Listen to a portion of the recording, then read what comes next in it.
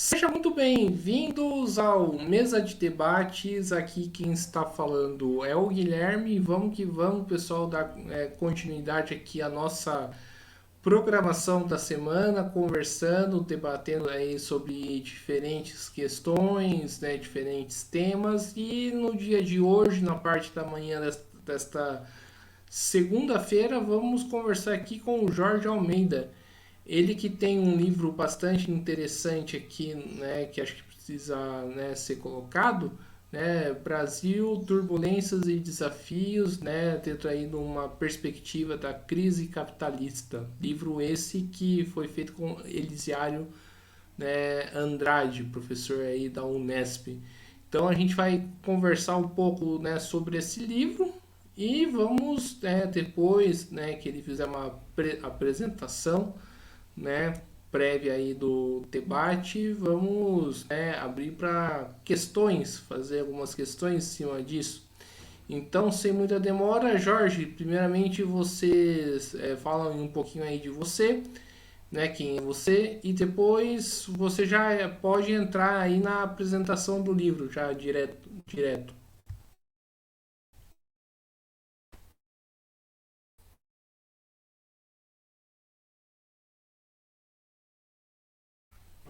Só peço para ligar o seu microfone, por favor. O seu microfone está desligado. Bom dia, Guilherme Soares. Obrigado aí pelo convite, oportunidade de estar aqui no seu podcast Mesa de Debates. Essa oportunidade da gente estar aqui expondo conteúdo do nosso livro Turbulências e Desafios, o Brasil e o Mundo na Crise do Capitalismo. Aqui a capa do nosso livrinho, que foi lançado é, em novembro, não é? Do ano passado.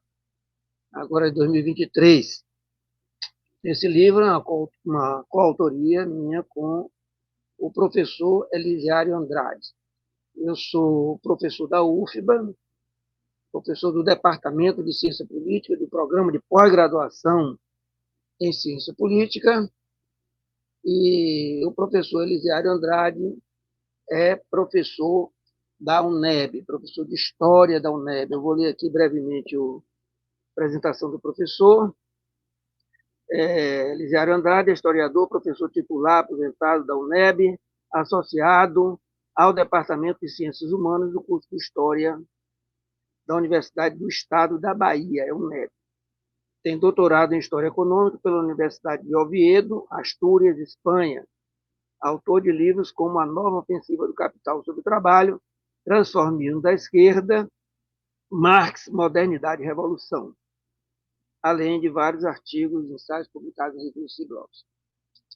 Eu, como falei, sou professor do Departamento do Programa de Pós-Graduação de Ciência Política, da UFPA, sou coordenador do grupo de pesquisa Processo de Hegemonia contra Hegemonia. Meu doutorado é em Comunicação de Política, minha tese foi sobre marketing político, e tenho um pós-doutorado na SOAS, University of London, sobre relações internacionais, particularmente sobre um estudo sobre a China, uma pesquisa sobre a atual emergência da China. Bom, o nosso livro ele foi o resultado de um conjunto de artigos que eu e a Liviário publicamos durante o processo da pandemia.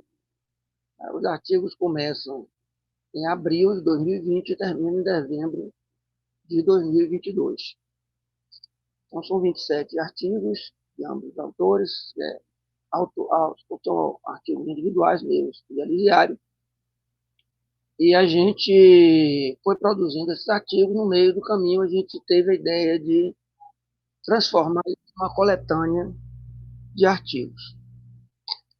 E queria também agradecer, antes de tudo, ao professor Ricardo Mussi, professor de Sociologia da USP, que teve a gentileza de escrever e fazer para a gente um prefácio muito generoso, e também é autor do pequeno texto da contracapa.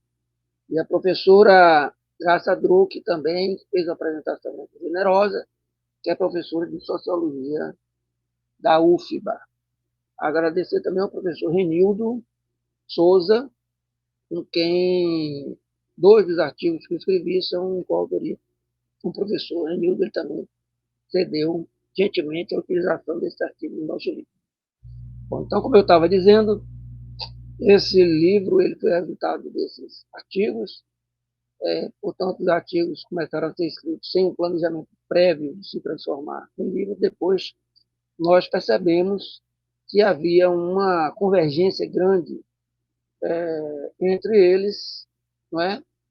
Em termos de perspectiva de análise da realidade internacional e nacional, e vimos que era o caso da gente trabalhar para continuar desenvolvendo esses artigos até o final de 2002, que é um marco mais consolidado do fim da pandemia, e com isso a gente fazia essa coletânea, fazer uma seleção daquilo que a gente tinha publicado e publicar como livro.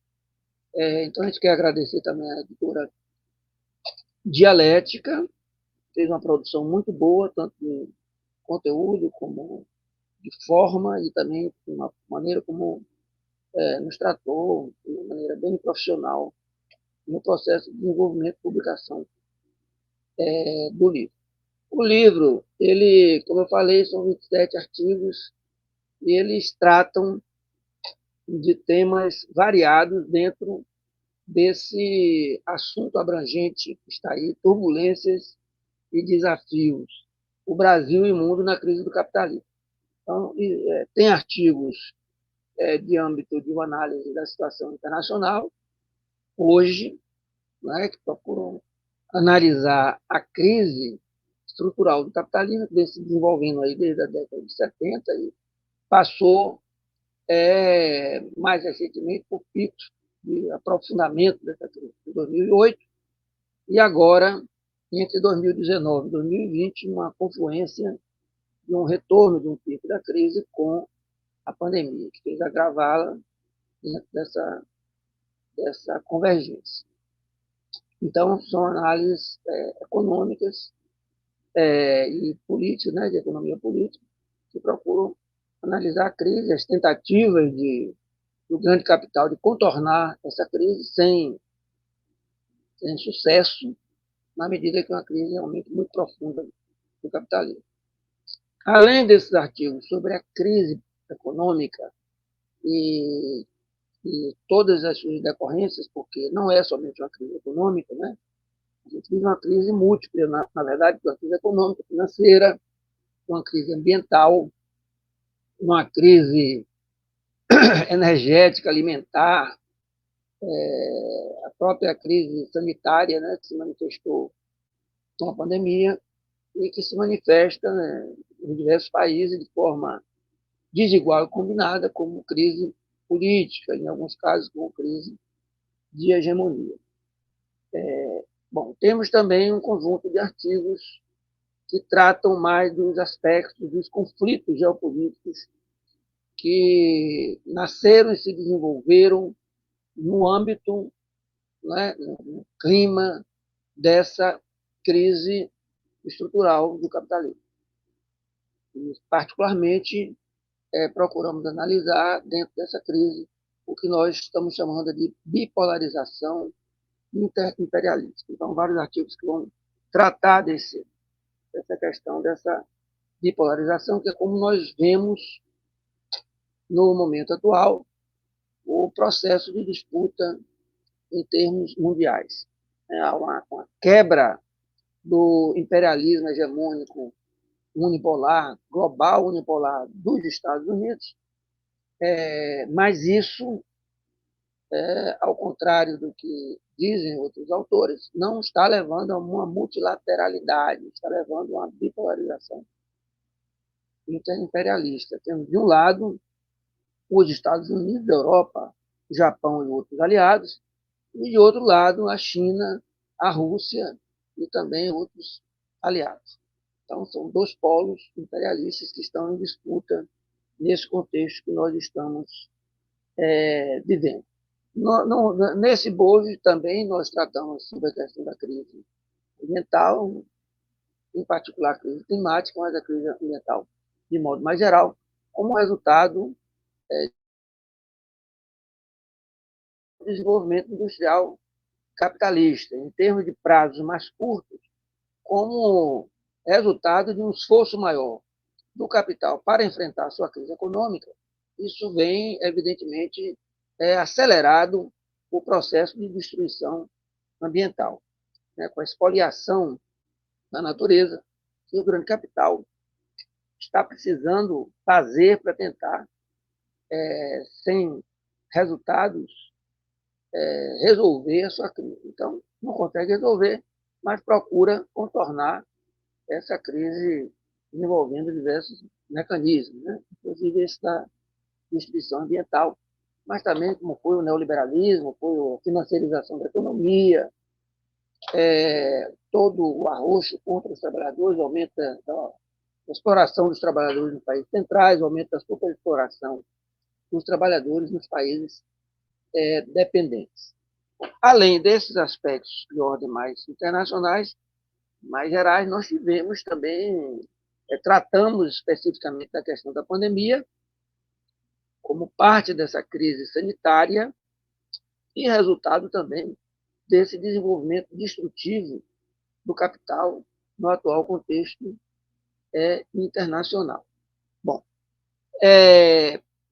além disso, existem diversos artigos que tratam do contexto nacional, especialmente análises sobre o governo Bolsonaro, né, porque todos os artigos foram escritos durante o governo Bolsonaro, o último foi em setembro de 2022.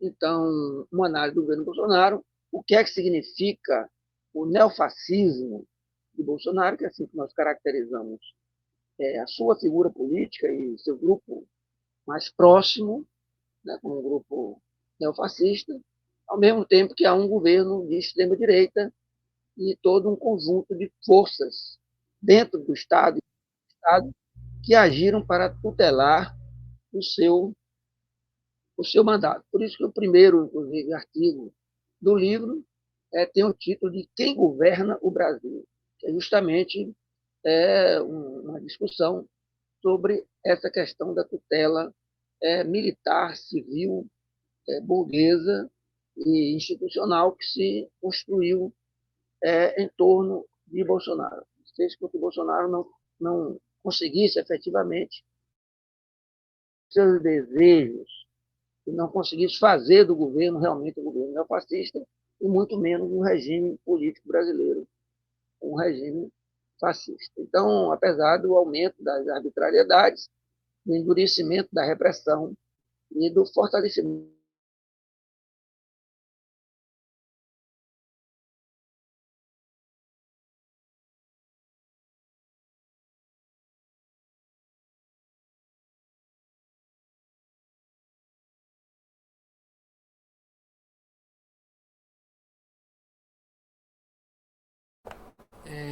Eu acho que deu uma travada aqui no.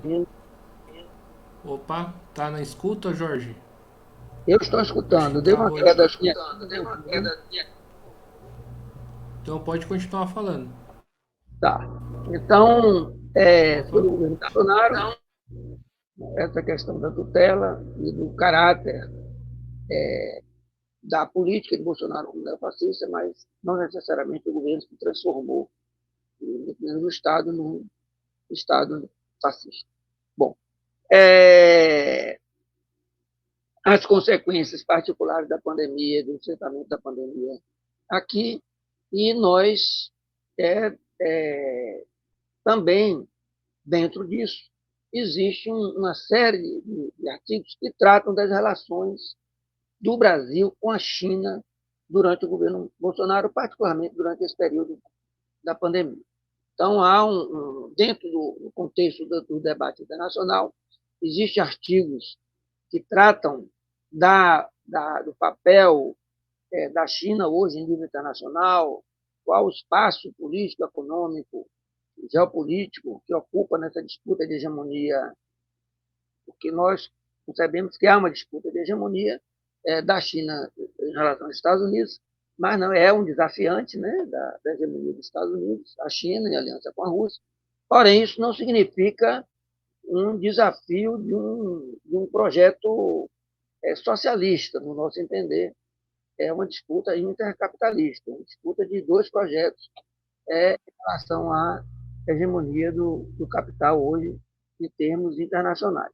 Então, há aí uma série de artigos específicos sobre a China, sobre o significado das reformas que começaram pró-capital, que começaram a se desenvolver a partir do final da década de 70, e como isso foi se desenvolvendo progressivamente, independentemente da vontade e da intenção inicial dos dirigentes do Partido Comunista Chinês, isso acabou realmente consolidando um projeto capitalista de uma plena integração da China no âmbito do capitalismo internacional e, inexoravelmente, como já dizia o próprio Vladimir Lenin lá 100 anos atrás, na medida que um Estado se desenvolve construindo grandes empresas monopolistas no setor produtivo, na economia real de modo geral, e no setor bancário, ou seja, um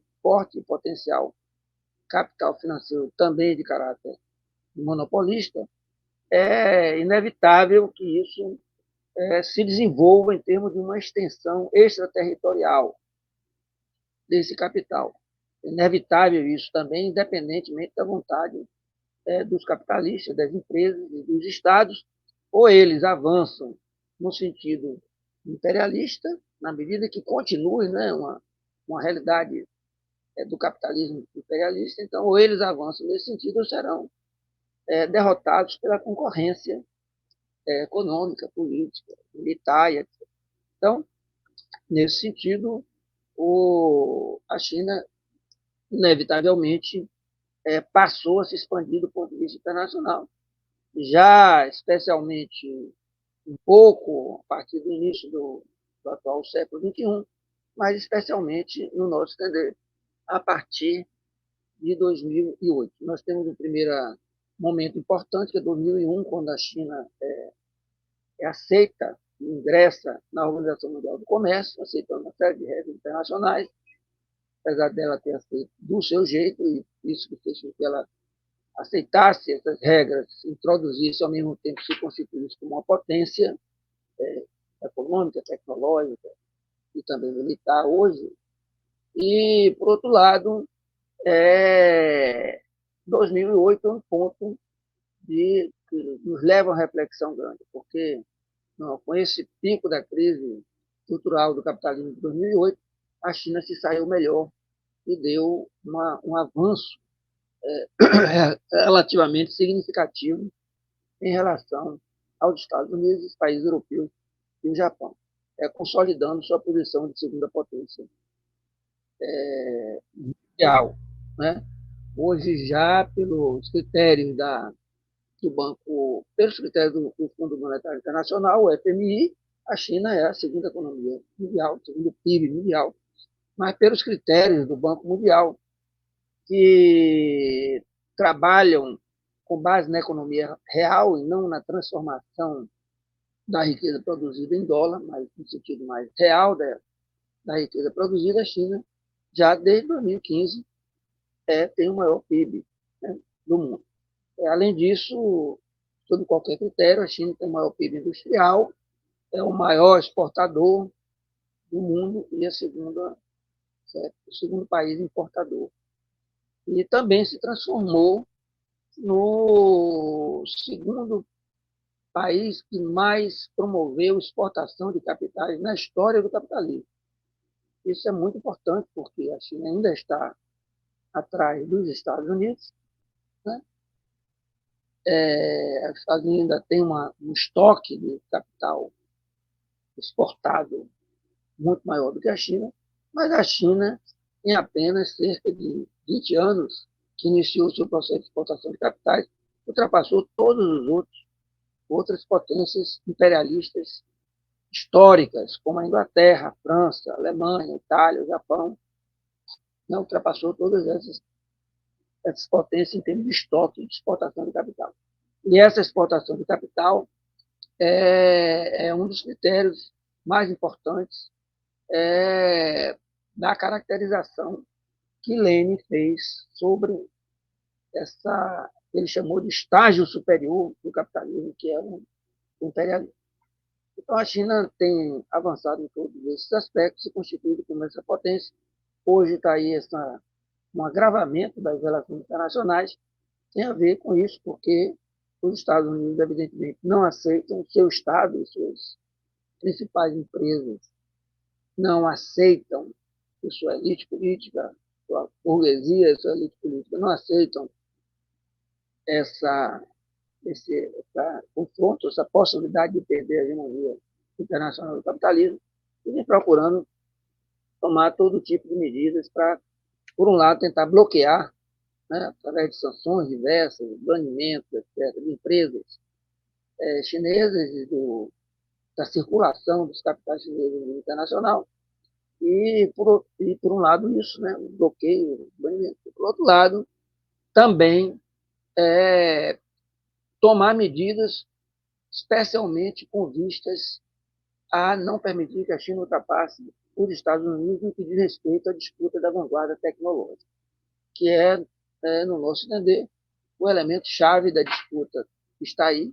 Então, a questão assim, fundamental da disputa é justamente a disputa da vanguarda da revolução industrial chamada 4.0, da quarta revolução industrial. Essa é a pauta principal. Existem outros conflitos do ponto de vista econômico, comerciais, existem uma corrida armamentista que está em andamento como retaguarda desse processo, mas, na verdade, o ponto, né, fundamental dessa disputa é a questão da vanguarda da Revolução Industrial 4.0.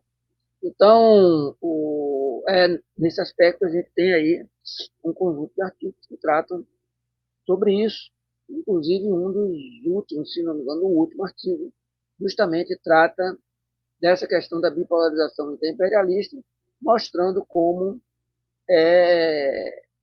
2002 foi um ano chave para a consolidação dessa bipolarização imperialista. No nosso entender, nós temos uma data, digamos assim, pode ser utilizada como um marco simbólico. 2008, quando a China começa a avançar realmente no seu esforço extraterritorial, no sentido de exportação de capitais, nós temos, depois, né, disso aí, o ano de 2013, 2014, que são os anos onde a China lança a nova Rota da Seda, né, chamado Belt and Road Initiative, e o 13 de 2014, quando a China e a Rússia realizam 2 pacotes de acordos estratégicos fundamentais. Né? E também é o ano em que a Rússia promove a reanexação da Ucrânia e também, portanto, intervém militarmente na Ucrânia contra o governo que foi gerado por um golpe de Estado na Ucrânia, em 2014, e também intervém militarmente na Síria. No caso da Síria, é chamado do governo sírio. Né? Não por acaso, a Crimeia e a Síria eram os 2 únicos países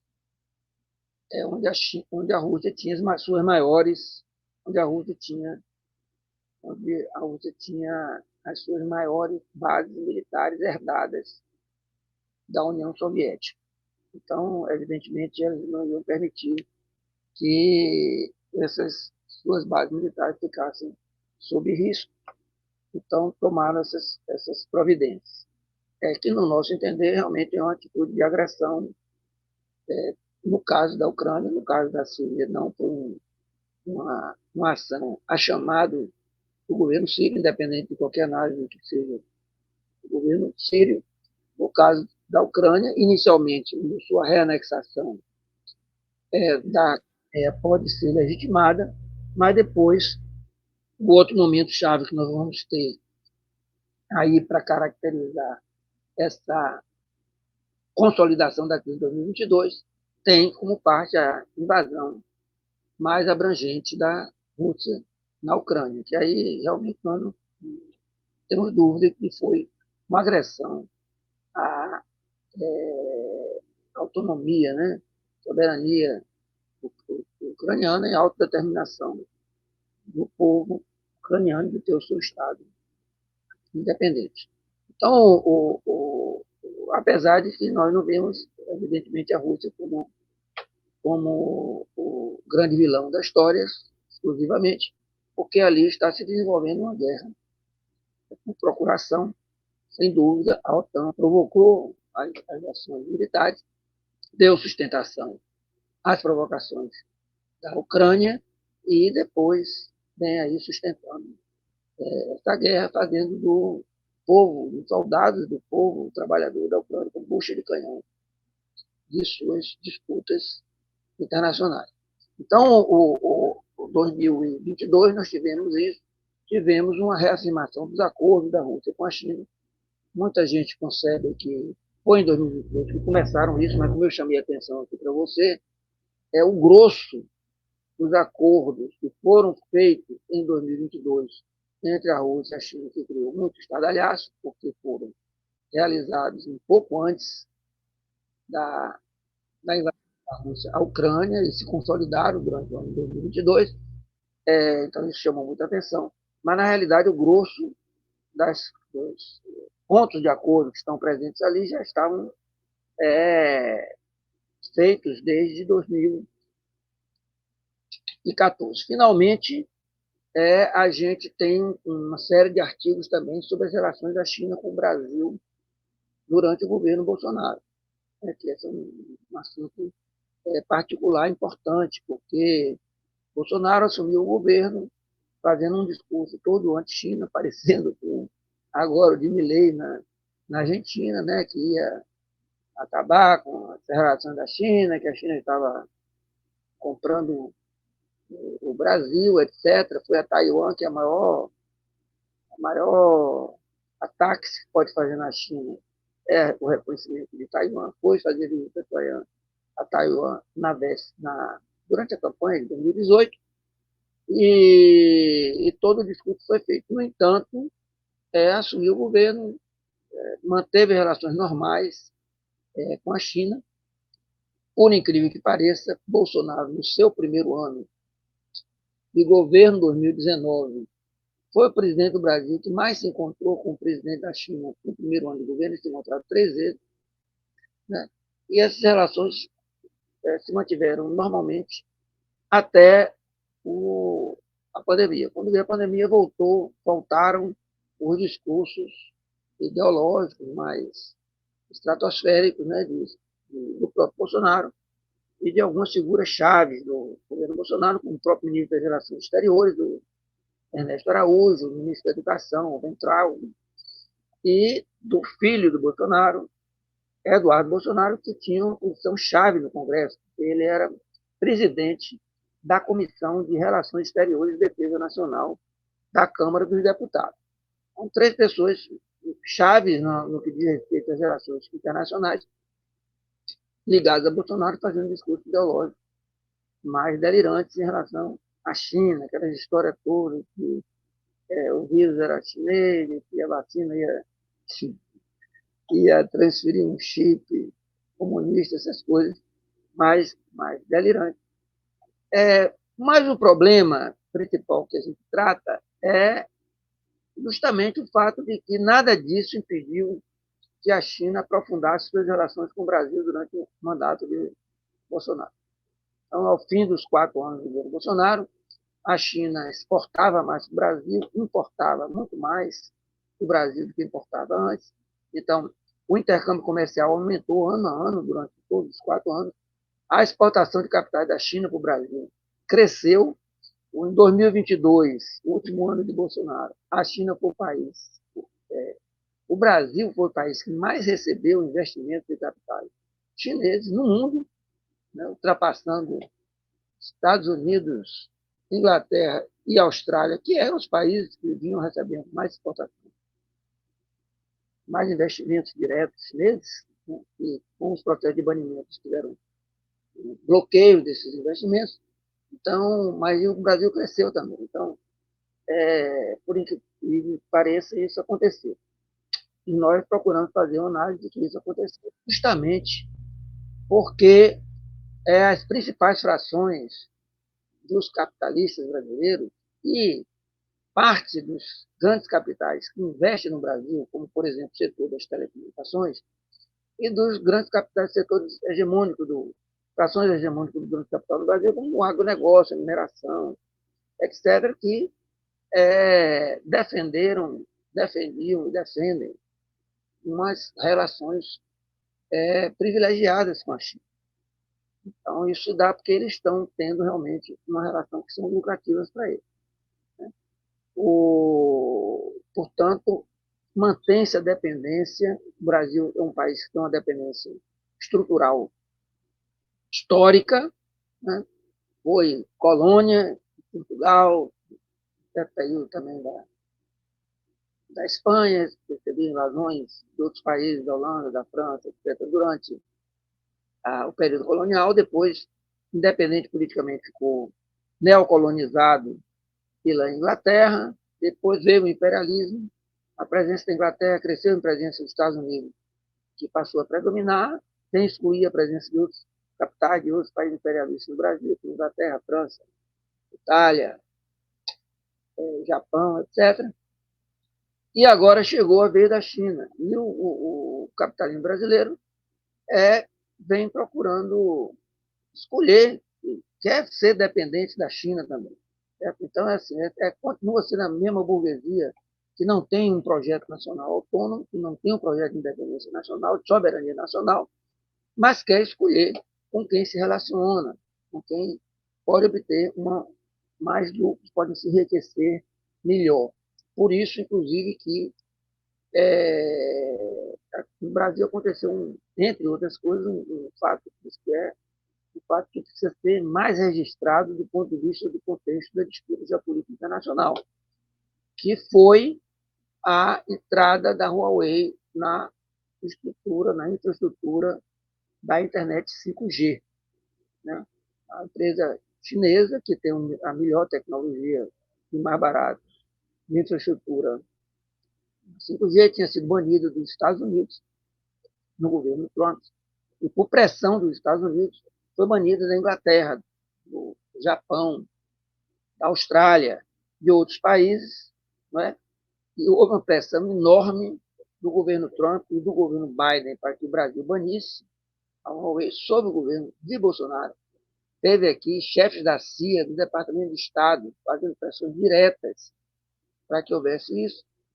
Do ponto de vista, vamos dizer assim, politicamente técnico, bastava que Bolsonaro fizesse um decreto, uma portaria, dizendo que, como os outros países fizeram, né, que a Huawei poderia criar problemas de segurança nacional.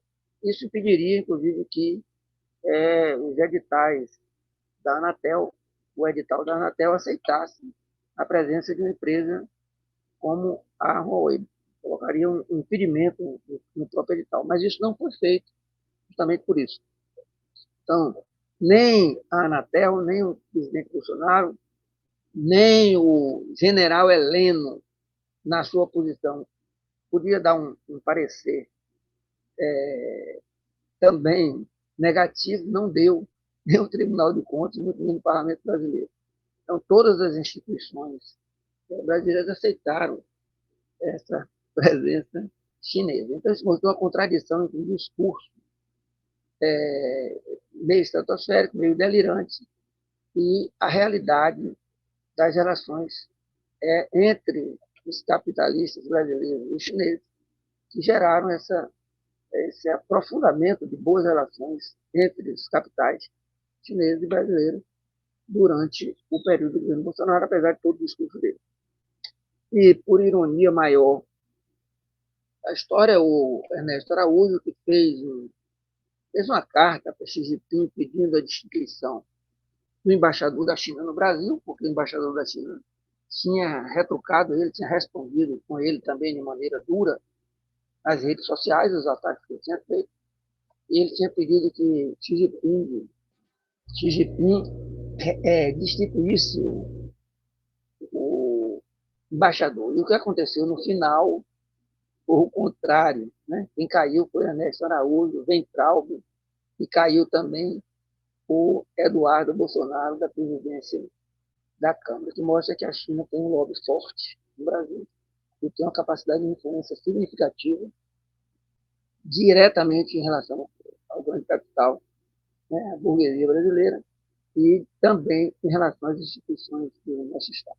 Então, eu vou concluindo por aí, né, convidando só um registro que eu não fiz, os artigos publicados foram inicialmente, os artigos do livro foram inicialmente publicados nos blogs e sites A Terra é Redonda, no Le Monde Diplomatique, no Outras Palavras, no Congresso em Foco, no Holofote, nas redes sociais da Anpox, né?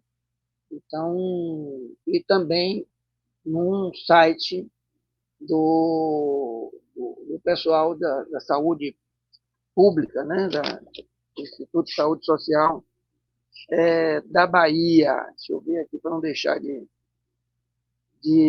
falar sobre isso aqui, que é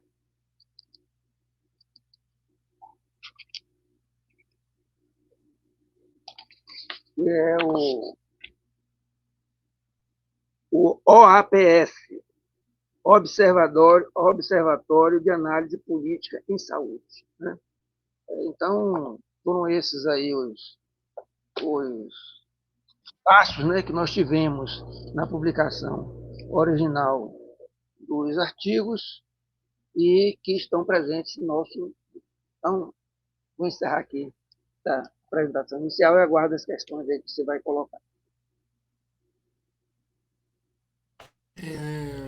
Perfeito. Eu gostei bastante aí das apresentações. Achei que foi bem interessante. Então vamos aí para algumas perguntas, né? Quando você fala aí de turbulências e desafios, né, dentro aí de uma perspectiva aí da crise, né, capitalista, né, no Brasil, mas também a gente pode colocar no mundo. Qual é a saída, ô Jorge, para você? Como a gente consegue aí sair, né, dessa crise? Olha, bom, na nossa análise, a crise, o que nós estamos vivendo no capitalismo já há uns 50 anos, essa crise estrutural, ela não tem saída dentro do capitalismo. Nós falamos de uma crise estrutural do capitalismo. O capitalismo tem a crise como elemento intrínseco a ele, faz parte da análise dialética do capitalismo, a presença das crises. E o grande capital do capitalismo mundial enfrentou diversas crises, grandes crises, desde o século XIX, e no século XX, a grande crise, uma grande no final do século XIX, entre o final da década de 70 e a década de 90, teve como resposta, justamente na própria análise do Milênio, o processo de monopolização e imperialismo como fase superior do capitalismo, como uma resposta do capital para tentar resolver a crise, na medida que a monopolização da economia e a construção de grandes empresas e a extensão extraterritorial dos capitais permitiria uma recuperação de taxas de lucro, enfrentando, portanto, a tendência de queda da taxa de lucro do capitalismo, recuperação disso e promover uma retomada do crescimento econômico. E nós realmente observamos que isso veio acontecer, né? Mas que essa solução acabou passando a Guerra Mundial, que foi a Primeira Guerra Mundial, e depois nós tivemos uma nova crise com as mesmas características, foi a Grande Depressão de 29, que teve como resposta disso, além disso, também o Fordismo, que estava em ascenso, e agora uma maior presença, agora em 29, a partir daí uma maior presença do Estado no processo de regulação econômica e incentivo econômico. Foi chamado como keynesianismo. Né? Mas a solução disso também passou por uma maior desastre humanitário, que foi a Segunda Guerra Mundial, a ascensão do nazifascismo depois da Segunda Guerra Mundial, e veio se resolver no bojo, né, do final da guerra, com o fortalecimento do Fordismo, do keynesianismo e do chamado Estado de bem-estar social, especialmente no Grande Sul. Então, a partir do final da Segunda Guerra Mundial, nós tivemos aquilo que foi chamado de um ciclo dourado do capitalismo, de um crescimento de cerca de 30 anos, ali entre o final da guerra e a década de 70, onde houve momentos de crise muito secundários, mas não uma crise abrangente. A partir da década de 70, nós volta a crise, de novo há o problema da tendência de queda da taxa de lucro. Dessa vez, a alternativa que o dono de capital deu foi o quê? Foi neoliberalismo, por um lado, quebra de direitos trabalhistas para aprofundar a exploração e a obtenção, ampliar a taxa de mais-valor, né, mais-valia, na exploração do trabalho e aumentar a lucratividade. Por outro lado, a quebra de direitos sociais para reduzir as despesas do Estado em políticas públicas. Nós tivemos o processo de privatização para abrir canais de extensão do capital privado para áreas estatais, permitindo, portanto, recuperação de sua lucratividade com essas privatizações, incorporação dessas, compra e incorporação dessas empresas estatais no centro do capitalismo, na periferia, por empresas monopolistas privadas, transnacionais. Nós tivemos a quebra do protecionismo dos países dependentes para facilitar a entrada do capital internacional facilitar a entrada do capital internacional, especialmente na periferia, para a sua circulação em geral, em termos internacionais, mas especialmente para a sua penetração. Na periferia dependente, e nós tivemos a financiarização da economia, isso foi chamado de financiarização rentista, ou esse desenvolvimento, essa bola de neve chamada capital fictício. Faz com que alguns hoje calculem que cerca de 95% do capital que circula no mundo é um capital financeiro com essas características. Isso foi desenvolvido com a quebra de regulações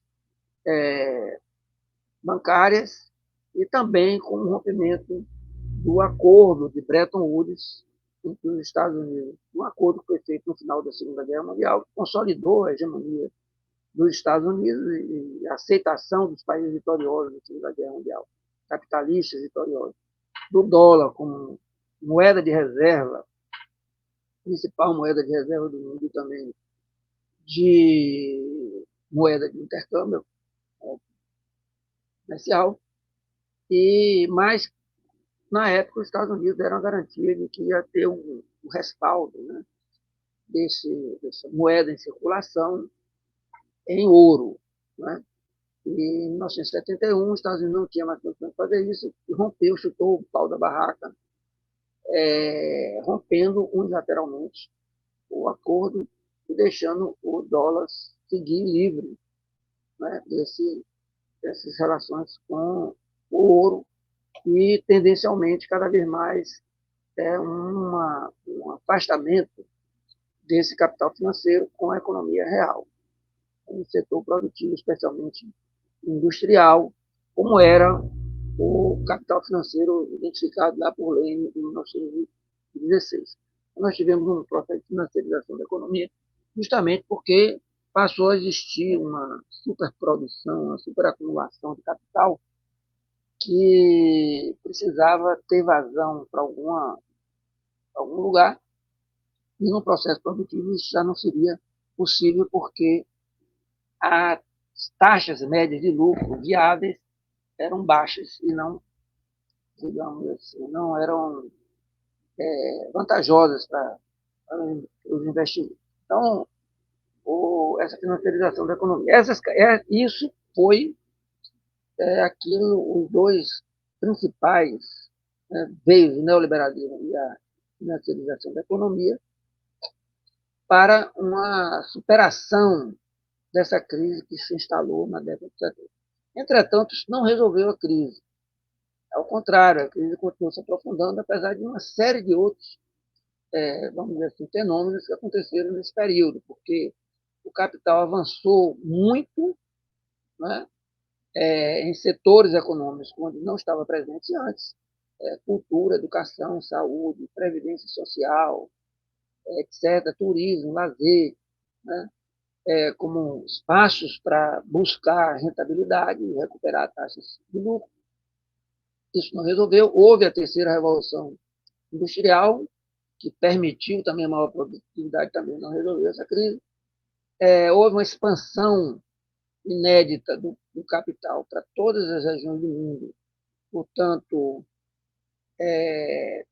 sem deixar espaços não capitalistas, especialmente depois da inclusão da União Soviética e da conversão da China ao capitalismo, que é outro fator fundamental para entender esse período mais recente do imperialismo, né, dessa fase imperialista, e também da própria crise mundial. Então, o capital se tornou universal, no sentido planetário, e a crise não se resolveu. E por isso é que ele veio em 2008, já sob a égide desse capital financeiro, rentista e fictício, e do neoliberalismo, e da extensão, né, do capital, né, territorial do mundo. E em 2008 nós tivemos de novo um grande estouro de crise. A resposta de 2008 foi mais neoliberalismo, mais financiarização.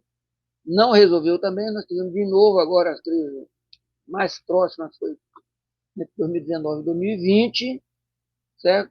E onde também não se resolveu isso. Agora eles voltaram a dar um maior reforço na presença do Estado no processo de regulação e estímulo econômico, que foi chamado de neo-keynesianismo, mas sem romper com as políticas neoliberais no que diz respeito aos direitos dos trabalhadores, à exploração dos trabalhadores, aos direitos sociais, políticas públicas, etc. Então, houve uma certa mudança no neoliberalismo, que foi a maior presença do Estado no processo de estímulo econômico, de desenvolvimento tecnológico e de regulação econômica. Porém, sem alterar a destruição do chamado Estado de Bem-Estar Social. Então, nada disso resolveu. Significa que, dentro do capitalismo, não há possibilidade de resolução dessa crise. A solução precisa vir de fora do capitalismo. E uma solução de fora do capitalismo, no nosso entender, também não é a solução da Rússia, nem da China, e muito menos da Rússia, né? Que estão, como eu falei antes, fazendo uma disputa no âmbito do capitalismo, porque todas as relações existentes hoje na China, todas as relações sociais desenvolvidas na China se dão em torno da produção de valor, da produção de mais valor, da acumulação de capital, da reprodução desse processo. Então, se dá no âmbito, tem modelos econômicos diferentes. A China, evidentemente, tem uma presença do Estado muito forte, empresas chaves na economia, na infraestrutura, empresas básicas, fundamentais, que são estatais ou reguladas pelo Estado.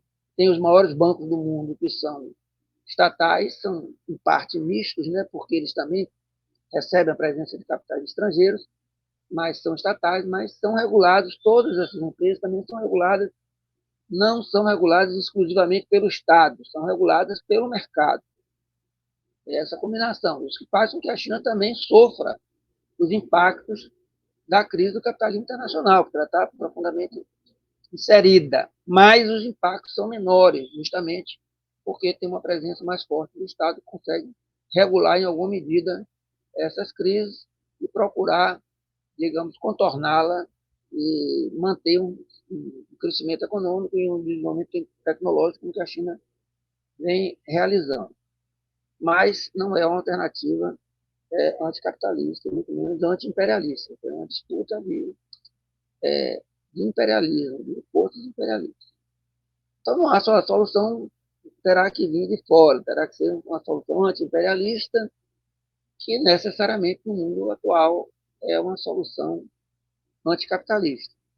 Então, é evidente, não será a burguesia, as burguesias desses países não serão as elites políticas desses países que vão resolver o problema.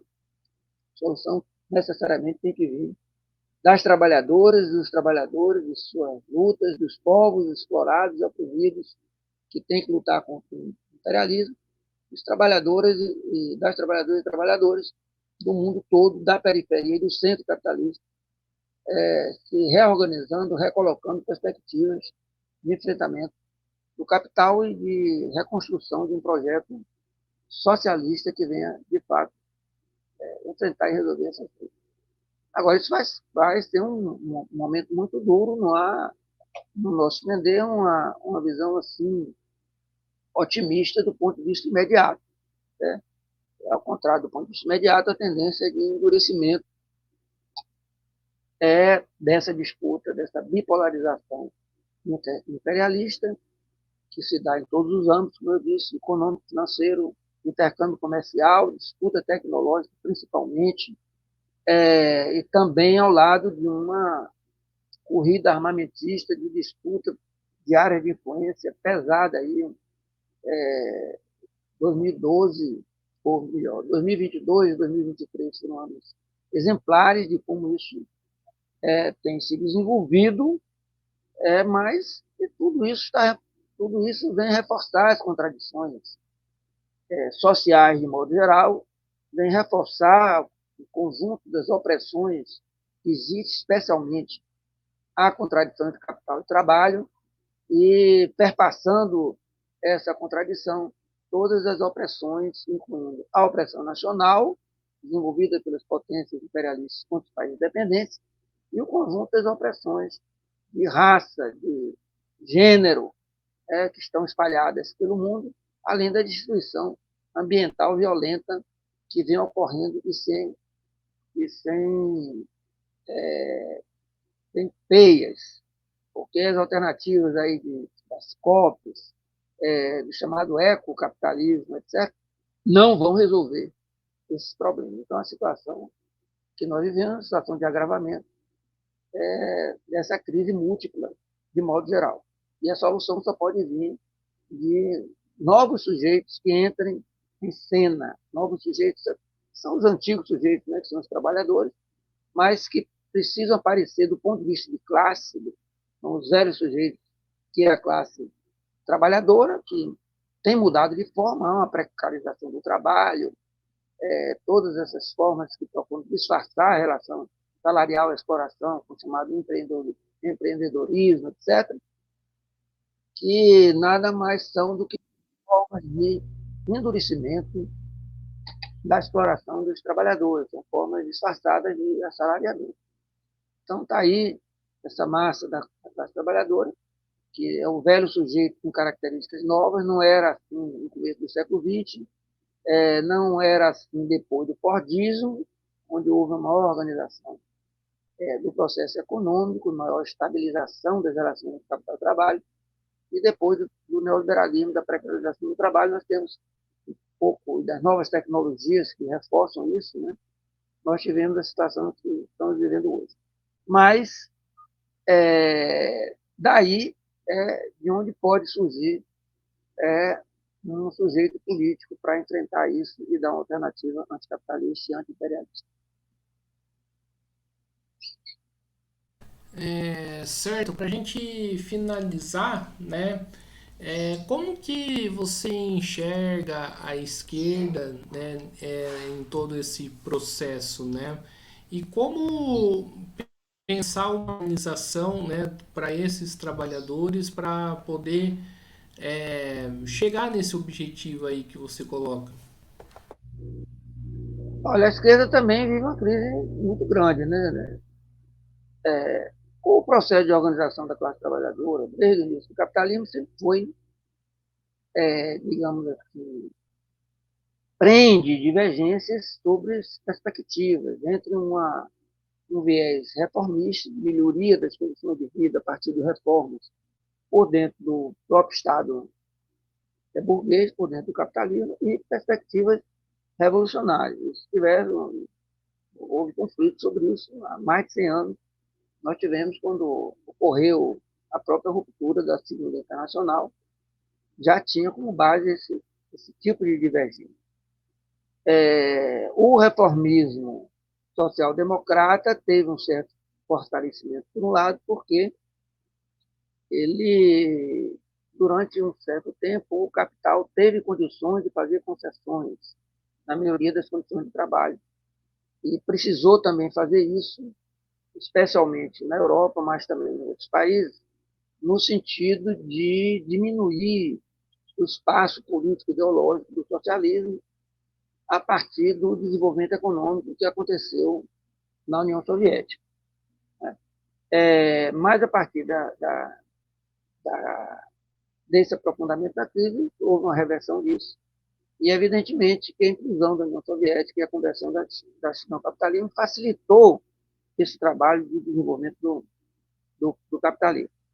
E essa inclusão da União Soviética, por outro lado, demonstra que ali também não existia um socialismo. Houve uma derrota da burguesia, do capitalismo, no início de uma transição ao socialismo, mas que, entretanto, se burocratizou e não se efetivou. E não foi à toa que, a partir de certo momento, a União Soviética passa a desestimular os processos revolucionários no mundo.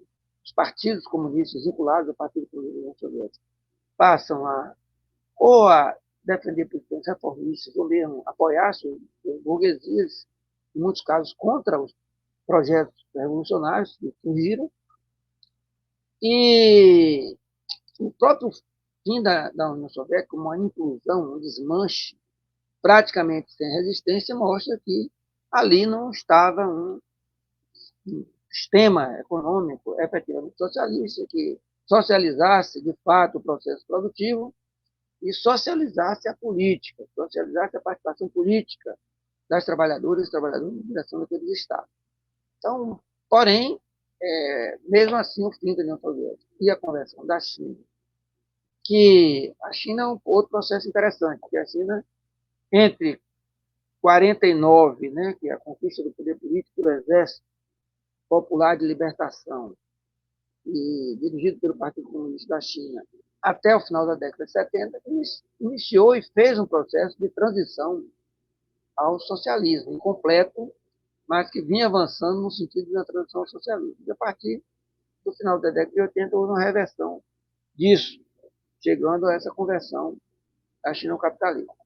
E a esquerda, como um todo, sofreu muito com esses impactos. Uma parte, o muro de Berlim caiu na cabeça, especialmente das organizações chamadas comunistas, que eram vinculadas ao Partido da União Soviética, que seguiam aquilo ali, reconheciam como socialismo real, etc., socialismo burocrático, e houve um impacto muito grande na destruição disso. Isso acabou enfraquecendo também, como consequência, a social-democracia e hoje há uma presença significativa de forças esquerdas que consideram que a China está em processo de transição ao socialismo, processo de transição secular, quem sabe milenar, e que tem apoiado a China, o que acaba também enfraquecendo os projetos de alternativa de esquerda. Sem dúvida, também esse apoio que os setores da esquerda dão à visão da China, vendo aquilo ali como socialismo e como alternativa e recebendo os capitais da China como grandes alternativas, etc., quando os capitais da China estão fazendo a mesma coisa que os outros capitais capitalistas e imperialistas fizeram em nossa história, desde o final como já na fase imperialista, desde o final do século XIX.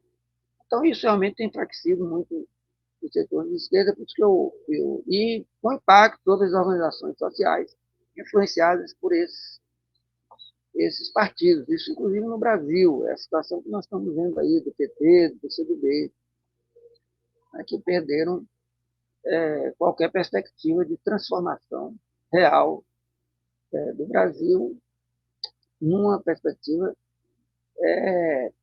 socialista. Na melhor das hipóteses, se transformar em partidos desenvolvimentistas ou neodesenvolvimentismo, que é um desenvolvimento rebaixado, porque o desenvolvimentismo, por exemplo, que vem sendo realizado pelos governos do PT anteriores, né, os dois de Lula e um e meio de Dilma, e agora retomado por Lula, o neodesenvolvimentismo é mais rebaixado do que foi o desenvolvimentismo anterior ao golpe de 64, e que era criticado por essa mesma esquerda.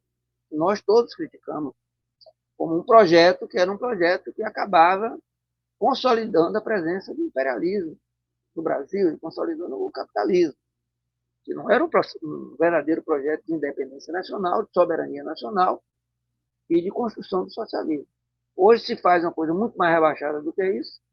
A presença do capital chinês tem as mesmas características fundamentais que outros capitais. Eles vêm aqui para explorar a nossa força de trabalho, direta e indiretamente, através do intercâmbio desigual, ou por suas empresas diretamente, contribuindo com as privatizações e promovendo a superexploração da força de trabalho das trabalhadoras e trabalhadores brasileiros. E promovendo transferência de valor daqui para lá. No Brasil, na América do Sul, toda na América Latina, essa é a realidade. Eu tenho feito pesquisas aí com o nosso grupo de pesquisa de estudantes, as relações da China com a América do Sul toda, e todos os países da América do Sul nós fizemos, e o padrão é o mesmo, as relações entre a China e esses países. A China exporta produtos de alto valor agregado, tecnológico, industrial, importa bens primários, são características do neocolonialismo, e a China exporta capitais naqueles setores que ela considera lucrativos, e para os países onde ela acha que é lucrativo. Não tem nenhuma função social de apoio, de internacionalismo, nada disso. É a mesma lógica histórica do imperialismo. E essa esquerda, chamada esquerda, centro-esquerda, esquerda liberal, etc., dando respaldo a isso. Por isso, nós realmente, a esquerda brasileira precisa se reconstruir a partir de novas vanguardas sociais e das vanguardas políticas que continuam resistindo a esse processo, mantendo de pé aí a bandeira de construção do socialismo numa perspectiva efetivamente anti-imperialista e anticapitalista. Então é isso aí, pessoal. Estamos encerrando aqui mais uma entrevista, mais uma apresentação, né? No caso, que uma entrevista no Mesa de Debates. Quero aqui agradecer o Jorge Almeida, né? O professor Jorge Almeida aí pela apresentação. Gostei bastante, né, do bate-papo e passo a bola aí para ele fazer suas considerações finais. Bom, era isso. Bom, eu quis só fazer aqui agradecer a você mais uma vez, Guilherme, pela cortesia aí do convite, né? Para a gente estar aqui, para a gente expondo sinteticamente as ideias que estão presentes no nosso livro. Acrescentar um pouco aí, nós temos hoje uma situação gravíssima que não tratamos no nosso livro, que é a nova agressão de Israel, do Estado sionista de Israel, à Palestina. São 70 anos de agressão, portanto, o fato não em si não é novo. Novo aqui é um recrudescimento violento, esse massacre genocida que o Estado sionista de Israel vem promovendo na faixa de Gaza, com o apoio dos Estados Unidos, de países europeus e com o silêncio de muitos outros, ou, no máximo, algumas declarações formais, né, diplomáticas, de alguns países que, entretanto, não tomam nenhuma medida efetiva. Aqueles países que tiram força econômica e política para tomar medidas que criassem mais dificuldades para Israel não fazem isso, não tem relações normais com Israel, como é o caso da própria China e da Rússia, que eu falei aqui, né? Que na prática se omitem diante da situação. Nós tivemos alguns casos importantes de países que retiraram embaixadores de Israel. Nós tivemos essa medida agora da África do Sul entrando com a denúncia na Corte de Haia, né, que o Brasil apoiou, uma medida importante do governo Lula, apesar de considerar que tudo que está no governo Lula não é, digamos assim, efetivamente anti-imperialista, mas nesse caso específico, foi uma medida correta, independentemente da gente saber que aquilo ali não vai levar a muita coisa, não vai conseguir obrigar Israel a acabar o seu genocídio. Mas, de qualquer jeito, promove uma pressão maior sobre Israel. E a situação aí da Argentina, do Milei, tentando fazer mais do pior que Bolsonaro fez, no caso no Brasil, e um caminho aí a ver do que vai acontecer. Não vai ser fácil, porque os trabalhadores do povo da Argentina estão aí promovendo uma resistência muito significativa, e Milei vai ter muito mais dificuldade para aplicar as suas políticas do que ele imaginava e do que o próprio Bolsonaro conseguiu fazer. Bom, então, dito isso, e reafirmando o agradecimento, voltar a fazer aqui um breve comercial, merchandising aqui do nosso Turbulências e Desafios.